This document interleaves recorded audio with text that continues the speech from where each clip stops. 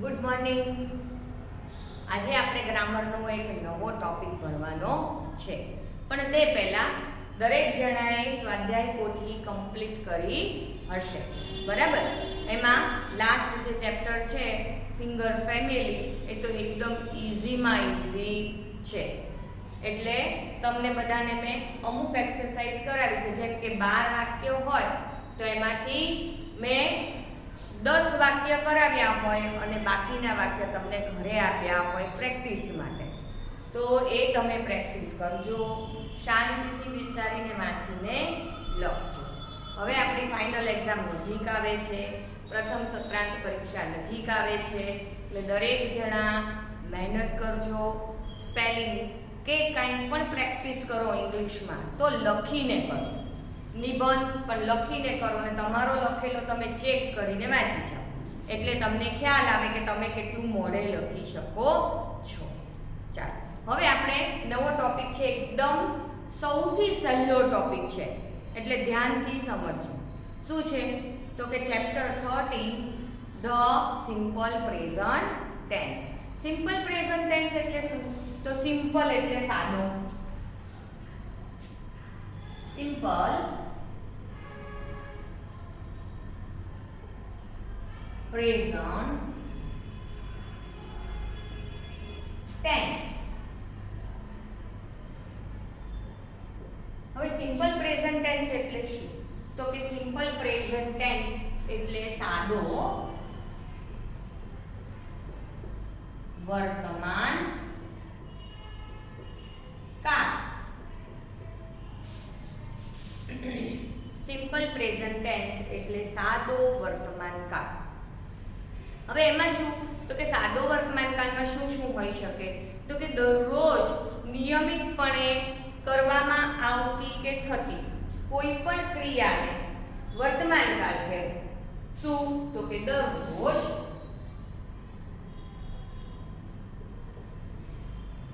કે નિયમિતપણે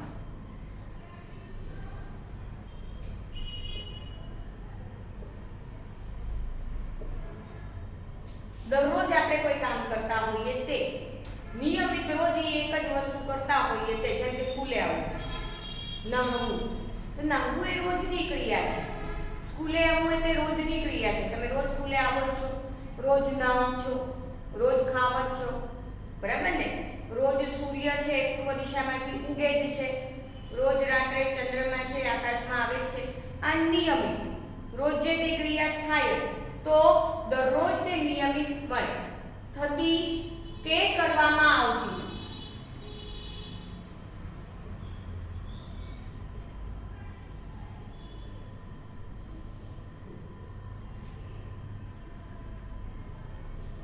ક્રિયાને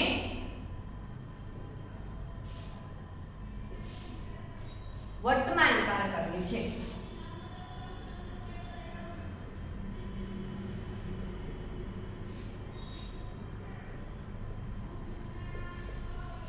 આપણે દરરોજ આપણી એક ટેવ છે, રોજ ઉઠીએ એટલે એટલા જ વાગે ઉઠીએ, એટલા જ વાગે બ્રશ કરીએ. અમુક જ ટાઈમે, જો અત્યારે પણ તમે શું કરો છો? તો કે અત્યારે તમે વિડીયો લેક્ચર જુઓ છો, તો રોજ એક જ સમય વિડીયો લેક્ચર જોવાની તમારી એક આદત પડી ગઈ છે, બરાબર? તો એ તમારો સાદો વર્તમાન કાળ થયો, કે અત્યારે વર્તમાનમાં જે કાર્ય કરો છો, રોજ કરો છો, તે સાદો વર્તમાન કાળ કહેવાય. હવે તેમાં he, she અને it સાથે વપરાતા એક્શન વર્ડ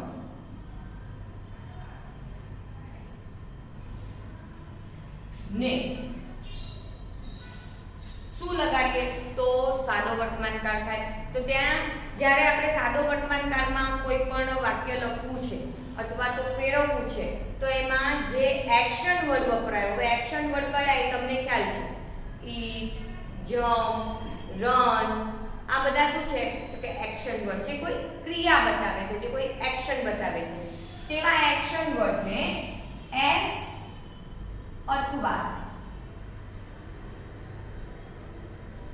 es લગાડવાથી સાદો વર્તમાન કાળ થાય એટલે એને s કે es લાગે. કોને s કે es લાગે? he she અને it ને.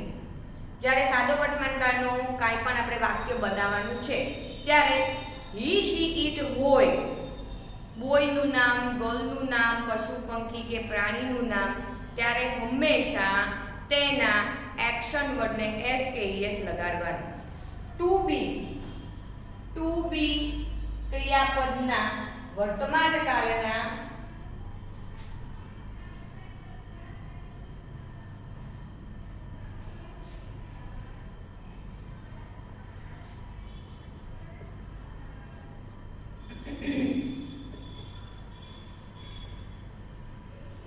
કુલ 3 રૂપો છે. કુલ કેટલા રૂપો છે? 3. કયા કયા? એમ, ઇઝ અને આર.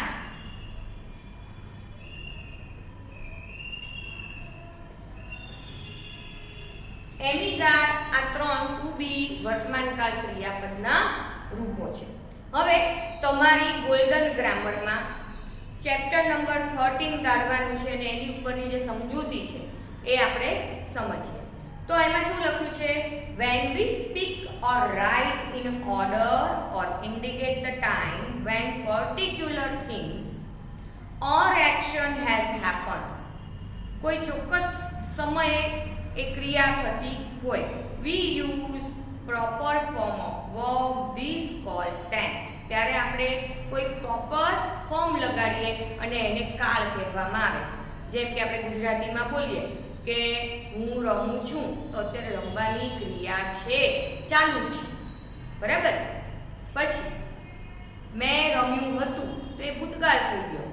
મેં ગઈકાલે રમ્યું હતું, આજ સવારે રમ્યું હતું, પણ અત્યારે હું ભણું છું. અથવા તો હું આવતીકાલે રમવા જઈશ. તો આ ત્રણેય વાક્ય પરથી તમને ખબર પડશે કે આપણે કયા કાળની વાત થઈ. એક સાદા વર્તમાન કાળની, એક સાદો ભૂતકાળની અને એક સાદા ભવિષ્યકાળની. બરાબર. તો અંગ્રેજીમાં પણ આ જ રીતે 3 કાળ છે. હવે એમાં simple present tense is use to show a truth. Truth એટલે સચ્ચાઈ. મેં તમને એમ કીધું કે સૂર્ય હંમેશા પૂર્વ દિશામાંથી દરરોજ ઉગે છે. તો આ સનાતન સત્ય વાક્ય છે, જેમાં સૂર્ય કોઈની પશ્ચિમમાંથી ઉગવાનો નથી, એ દરરોજ સવારે પૂર્વમાંથી ઉગે છે. તો આ એક સાચું વાક્ય છે, તે સિમ્પલ પ્રેઝન્ટ ટેન્સ હોય. પછી ફેક્ટ, કોઈ સચ્ચાઈ, રેગ્યુલારિટી, નિયમિતપણે, જે આપણે સમજી ગયા તે. આ બધા છે.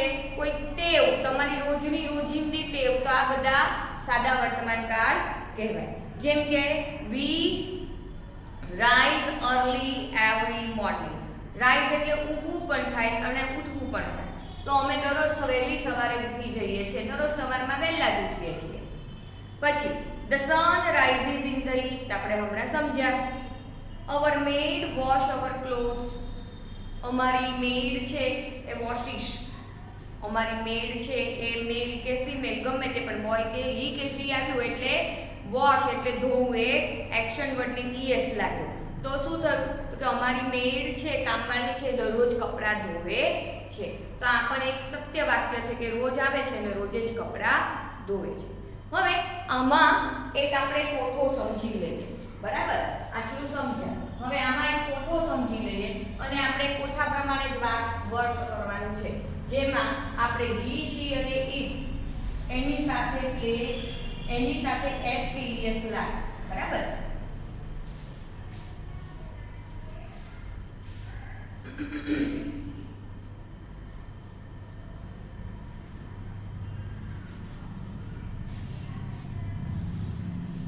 જેમ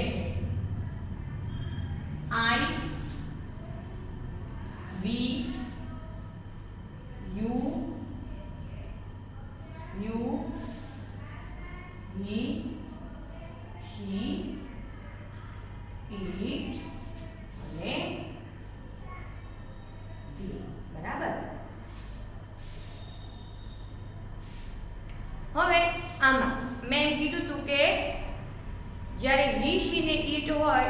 એની સાથે હંમેશા એસ કે ઈએસ લાગે.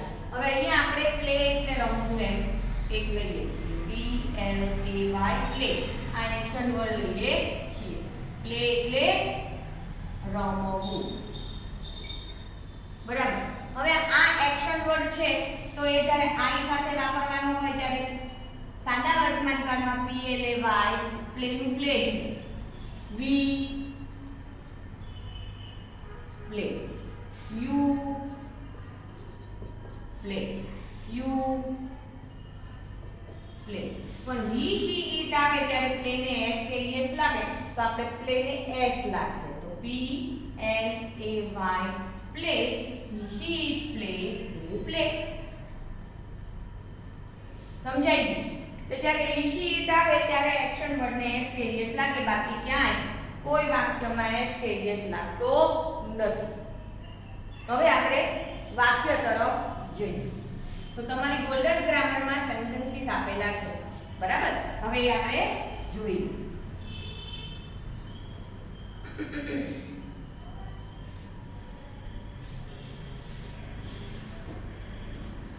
ફોક્સી અવર ડોગ. જો તમારી બુકમાં તમે મારી સાથે જોજો, ફોક્સી અવર ડોગ. હવે તમારે ક્યાં જોવાનું? તો તમારે આગળનું જ જોવાનું. ઈશી ઈટ આપ્યું હોય, કોઈ બોયનું નામ, ગર્લનું નામ કે પશુ પંખી પ્રાણીનું નામ આપ્યું હોય તો ક્રિયાપદ જે તમને કાઉન્સમાં આપેલા છે એને એસ કે એસ લગાડવું, બરાબર. તો અહીંયા FOXY નંબર 1 ફોક્સી ઓવર ડોગ. જો અહીંયા એક જ ડોગની વાત છે, ખાલી જગ્યા. હવે કાઉન્સમાં આપ્યું છે GUARD guard. Guard over house very well.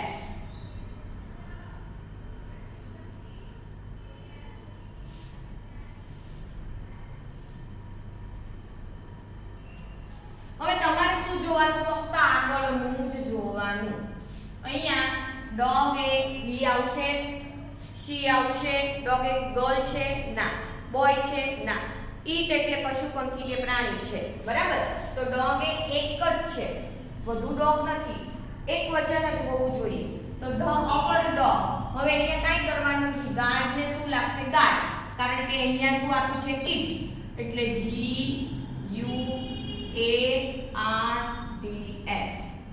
Guards, કારણ કે ડોગ આપ્યું છે.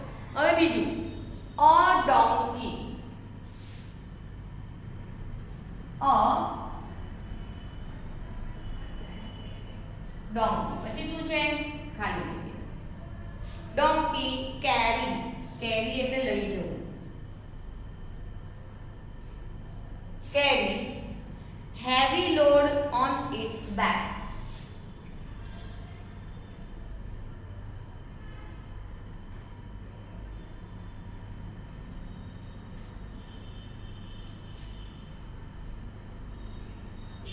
તેની પીઠ ઉપર એ વજનવાળી વસ્તુઓ ઊંચકીને લઈ જાય છે અને કેરી કર્યું કહેવાય.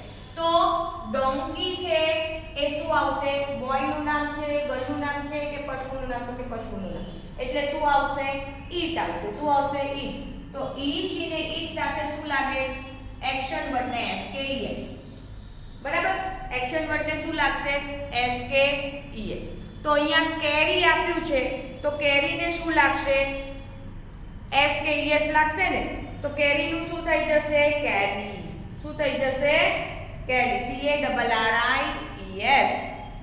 શું થઈ જશે? CA.